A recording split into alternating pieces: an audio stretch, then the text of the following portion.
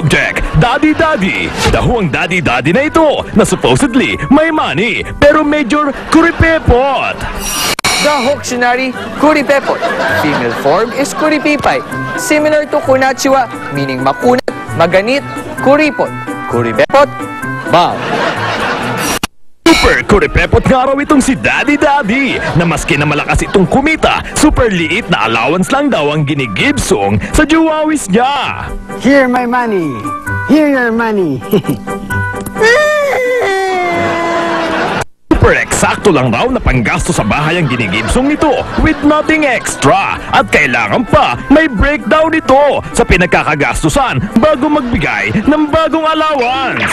Liquidation ng cash advance? At di lang yun, maglalabas talaga siya ng calculator at ido-double check ang computation. Accountant ka? Ano rating nyo? X as in extremely kunat mo doon. Dahu si Daddy Daddy Kuripepot? Hanapin nyo sa Marikina, hanapin nyo sa Tarlac. Basta isosyogo namin siya sa namesong na Carlo George. Yun na! Dahu! Subject, lady hosting. Huwag lady hosting na ito na mahilig mag-take home. What? Teka, bago iba pang maisip nyo, take home as in lafashments ito. Hoktionary! Hey!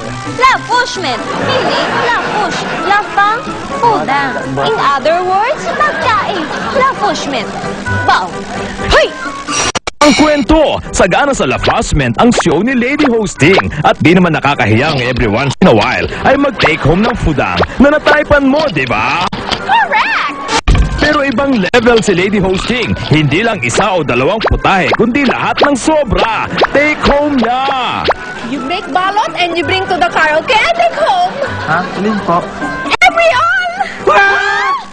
One natin knowing kung ano ang ginagawa ni Lady Hosting sa inuwi niyang lafashment. Pero one thing is sure, naghahalo-halo na ang amoy sa loob ng kotse niya.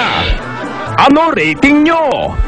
X as in exakyo ho! Dahu si Lady Hosting, may connect siya sa maganda, mabango. Isosyogo namin siya sa namesong na Romantica Daniels. Yun na!